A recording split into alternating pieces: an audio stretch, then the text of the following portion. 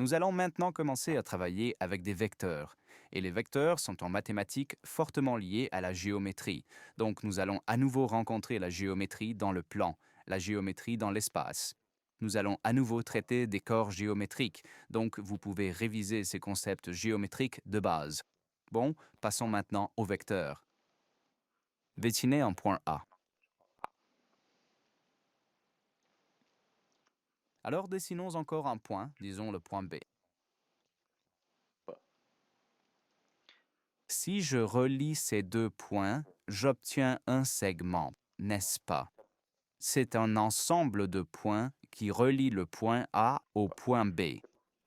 Mais si je veux dire que ce segment est orienté, c'est-à-dire qu'il va du point A au point B, alors je peux l'exprimer avec le vecteur AB. Et je désigne le vecteur en dessinant une demi-flèche au-dessus de A et B.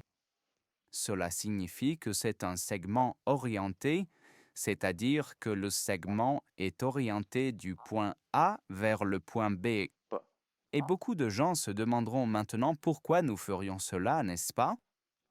Pourquoi, si nous avons par exemple deux points, serait-il important de A. Définir une direction ou de dire qu'il s'agit d'une direction? Regardons cela dans un exemple concret. Voici deux images qui montrent les tests de collision ou les usines. Quand elles envoient des voitures sur le marché, elles doivent s'assurer A. De la sécurité de ces voitures ou elles doivent garantir une sécurité adéquate. Et elles le font en testant les voitures lors de différents impacts. Et dans la voiture, il y a généralement des appareils de mesure qui mesurent différentes forces qui agissent lors de l'impact.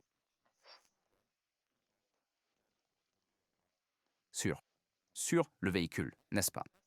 Parce qu'ici, par exemple, nous nous intéressons à quelle force agit sur le conducteur ou sur le passager, et en conséquence, n'est-ce pas, nous devons alors concevoir une certaine protection dans le véhicule.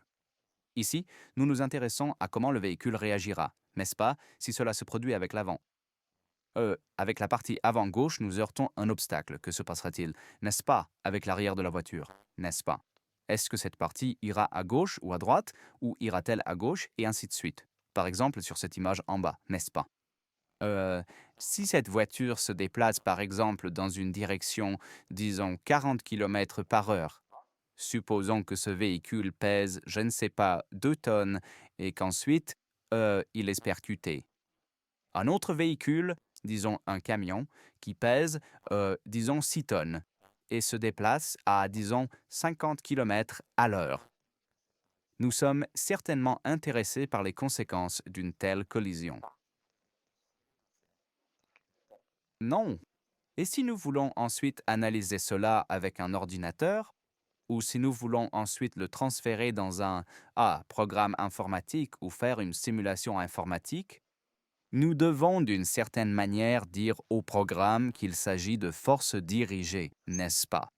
Il ne suffit pas de dire que le véhicule se déplace à 40 km par heure. Nous devons savoir dans quelle direction ce véhicule se déplace, n'est-ce pas? Parce que nous obtiendrions des résultats complètement différents si ce véhicule, par exemple, entrait en collision frontale avec cet autre véhicule, n'est-ce pas? Parce qu'ici, dans cette image, nous voyons qu'il s'agit d'une collision latérale. Non, et à cet effet, nous utilisons des vecteurs. C'est-à-dire qu'il s'agit de certaines quantités pour lesquelles, en plus de la quantité elle-même, la direction est également importante. Et nous allons maintenant, pour toute cette série, nous occuper des vecteurs.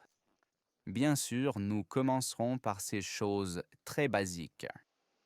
En géométrie, nous appelions généralement cette distance entre le point A et le point B la longueur. Eh bien, dans ce domaine des vecteurs, nous parlons toujours de grandeur.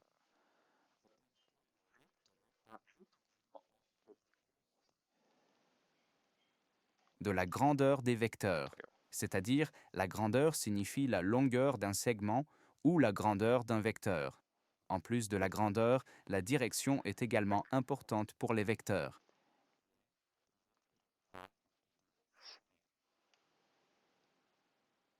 En plus de la direction, nous connaissons aussi l'orientation. Et quelle est maintenant la différence?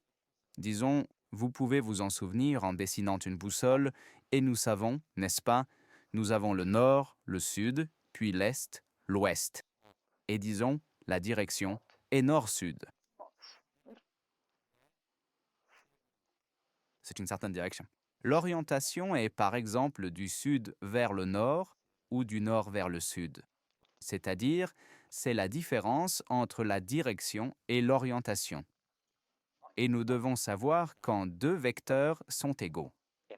Par exemple, le vecteur A, les vecteurs sont généralement désignés par des lettres minuscules, et le vecteur B. Alors, quand le vecteur A et le vecteur B sont-ils égaux? Ils sont égaux lorsque, maintenant, nous avons la même taille, direction et orientation. Cela signifie que ces trois choses doivent être remplies ou égales, pour que nous puissions dire que les vecteurs sont égaux. Disons que ceci est le point A, ceci le point B, et de même pour ce vecteur B. Cela signifie que ces deux vecteurs sont égaux s'ils ont la même taille, c'est-à-dire si la distance entre ces deux points est la même. S'ils sont dans la même direction, n'est-ce pas? Dès qu'un vecteur, par exemple, est tourné comme ça, ce n'est déjà plus la même direction, on peut dire, n'est-ce pas? On peut s'aider. S'ils sont parallèles, ils ont la même direction.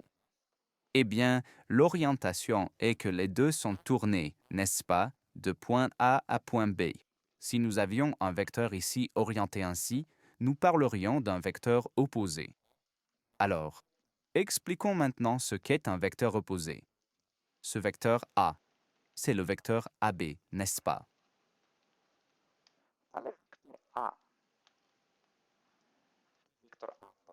Cela signifie que le vecteur AB est exactement le même que le vecteur BA. C'est le rouge que je viens de dessiner à nouveau, c'est-à-dire que nous allons du point B au point A. Avec cette différence, nous devons maintenant dessiner le signe ou donner le signe moins au vecteur AB. C'est le vecteur opposé. C'est-à-dire, lorsque nous changeons l'orientation d'un vecteur, nous obtenons alors le vecteur opposé. Dans la prochaine vidéo, nous verrons ce qu'est ou à quoi ressemble le vecteur nul et le vecteur unitaire.